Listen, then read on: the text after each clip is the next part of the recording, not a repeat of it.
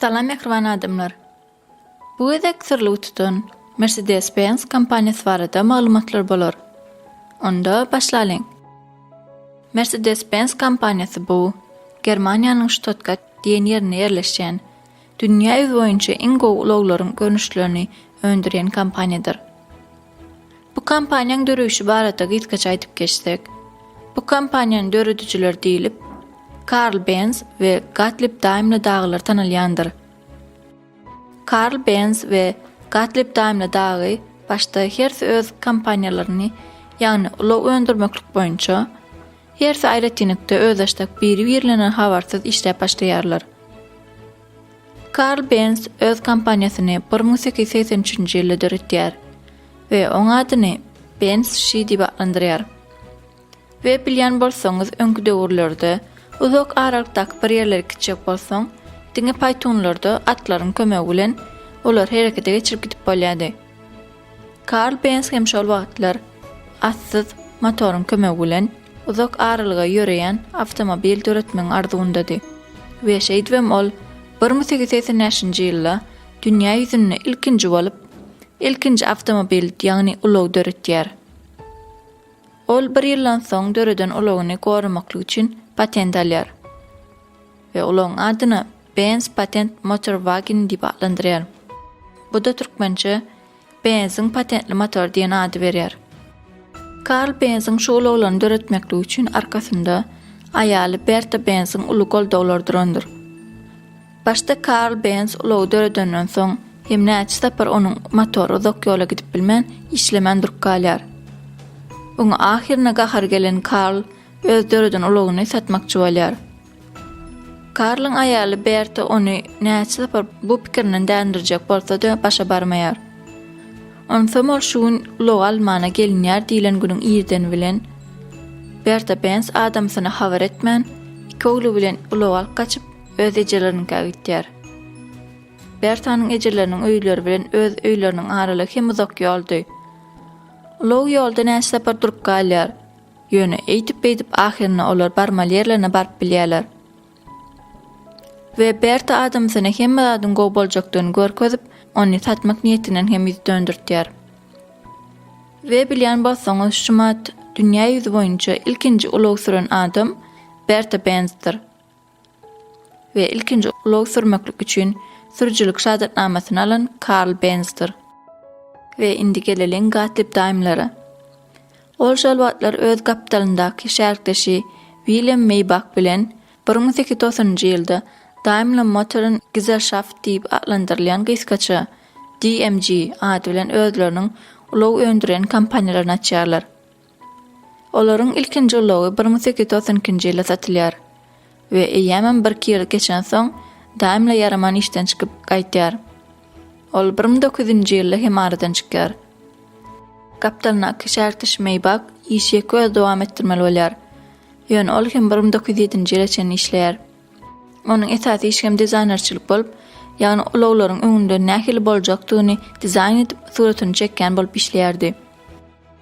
1898-nji ýylda Ýewropaly Emil Jelinek diýen ulag söwdägerleriň biri bu kompaniýa goşulýar we William Maybach'a ýürüte bir ulagyň dizaynyny zadyny görkezip, şonu öndürmekligini zakaz etýär. We ol ulag döredilen soň Emil Jelinek onuň adyny öz gyzy Mercedes Jelinek'in adyny goýar. Ýanky döredilen ulag şumatki Mercedes 35 HP adyny ulagdyr. 1900-nji ýylda Emil Jelinek bu kompaniýa bilen alaşyk balanşýar.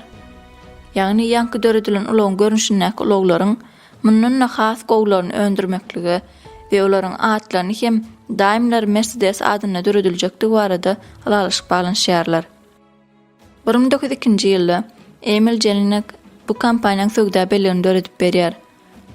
Ol oňa öz gyzynyň adyny akduran ulaglaryň adyny Mercedes söwda belli hökmüne tasdikletýär. We indi geleliň iki kompaniýanyň birleşmesine. 1926-njy ýylda Karl Benz'in we Gottlieb Daimler'iň döreden kompaniýalary birleşip Daimler Benz ady bilen ägirt ulag öndüren kompaniýa birleşmesini döretýärler. Bu kompaniýa 1926-njy ýyldan 1998-nji ýyla çenni şol atda durup, soňra 1998-nji ýyldan 2007-nji ýyla çenni Daimler Chrysler adlanýar. Onuň üýtgedilmeginiň sebäbi Amerikada ýerleşen Chrysler korporasiýasy bu Daimler Benz kompaniýa maýa goýup ýetirip, finans tarapdan ol kömek etýär. Ýöne ol maýa goýum 2007-nji ýylda togtadylýar. Şondan soň hem Daimler Chrysler ady ýatyrylyp, diňe Daimler AG diýilip goýulýar. AG diýmeklik hem Germaniýadaky köp kompaniýalarda küçük duş gelýänsiňiz. Ol gyýtgaldylan görnüşde bolup, onuň ýynagy şu bolup, Türkmençe manysy jemgyýetçilik çäklendirilýän kompaniýa diýmek bolýandyr. 2019-njy ýylyň noýabr aýynyň 1-nä Daimler AG kompaniýasy öz işindäki edilýän işleri üç topara bölýär. Olar Mercedes-Benz AG, Daimler Truck AG we Daimler Mobility AG diýen toparlara bölünýärler. Bu bölünmäniň maksady her bölünen şahamçalar aýratynlykda hersi bir uğru gönükdirilip, olary has öndürjülikli we gowy işler çykarmaklyk üçin niýetlenip edilenler. Mysal üçin, Mercedes-Benz kompaniýasy ýeňil ulaglary we gazelleri öndürmeklik üçin niýetlenip, Daimler Truck kompaniýasy ýük ulaglaryny, awtobuslar öndürmeklik üçin we üçünçi Daimler Mobility kompaniýasy bolsa, finans tarapy we täze innovasiýon özgörüşlerdäki öňler öndürmekligi, ekosistem ulaglaryny öndürmeklik ýaly uğurlar boýunça bölünendirler. Aslında 2014-nji ýyldaky Daimler kompaniýasynyň içine girýän brendleri görkezsek, olara ştaýdaky ýazylarlar değişlidir. Ve ýene-de belli bir aksiýa paýlaşan, ýagny belli bir paý alýan kompaniýalary sanasak, olara Denza, Kamaz, Beyik Material kompaniýalar değişlidir. Indi Mercedes kompaniýasynyň 3,5 ýyllyk görnüşindäki nişanynyň manysyny aýtsak, ol özlerindäki döredilýän awtomobillerdäki motorlaryň ýerde, suwda we howada ýörep biljekdiginiň manysyny aňlatýandyr. Bu kompaniýaň şigary hem ingowsy ýa-da hissat diýen şigarlar bardyr. Inward Mercedes-Benz'in ulaglarynyň modelleriniň ýagny klaslara bölünişi we olaryň manylaryny aýtyp geçelim. A-Class. Hiç ýyl taryhy manysy ýok, ýöne B-Class'tan kiçidir. B-Class. O da edil A-Class ýaly hiç ýyl taryhy manysy ýok, ýöne C-Class'tan kiçidir. C-Class. İnglisçe comfort class bolup, türkmençede rahat, comfortly class diýmekle aňlatýandyr. E-Class. İnglisçe executive class bolup, türkmençe ol ýerine ýetiriji class diýmekle aňlatýar. G-Class. Nemisçe gelende klassa bolup, türkmençe ol beýik besli ýerlerde sürmeklik üçin niýetlenen ulaglaryň klassydyr. V-Class. Tarihte Vito dil batlandyrylyp, şumatýan V İnglisçe van bolup, türkmençe gazelleri öndürmeklik üçin ulanýan klassdyr. X-Class. Bunyň hem taryhy manysy ýok, ýöne X şotaýda 4x4 üçin udrandyr, olam 4 tygyrly sürmek diýen ýaly manyny berýär. S-Class. Nemisçe Sonderklasse bolup, türkmençe ol aýratyn ütgeş klass diýen ýaly manylar berýär we bilýän bolsaňyz Mercedes-Benz'däki S-Class iň gowy ulaglary öndürýän klassdyr. Indi Mercedes-Benz'däki 7 san ýyl galdyran belli ulaglar sanap geçelim. 7-nji ýerde Mercedes-Benz Geländewagen ulagdyryndyr.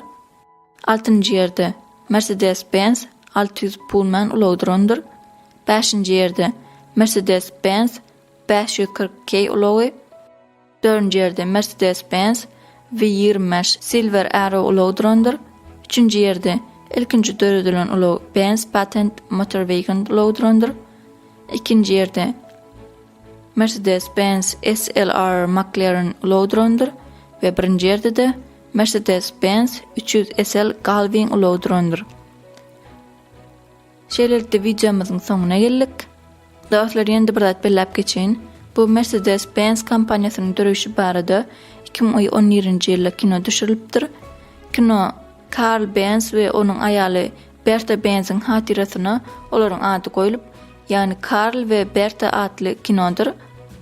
Eger görmedik bolsaňyz görmekle maslahat berýär. Ören go kino bolupdyr. Kinoň salgysyny aşakda görkezip geçendir. Şotaýdan geçip görüp bilersiňiz. Häzirlikçe hoş, sag bolun.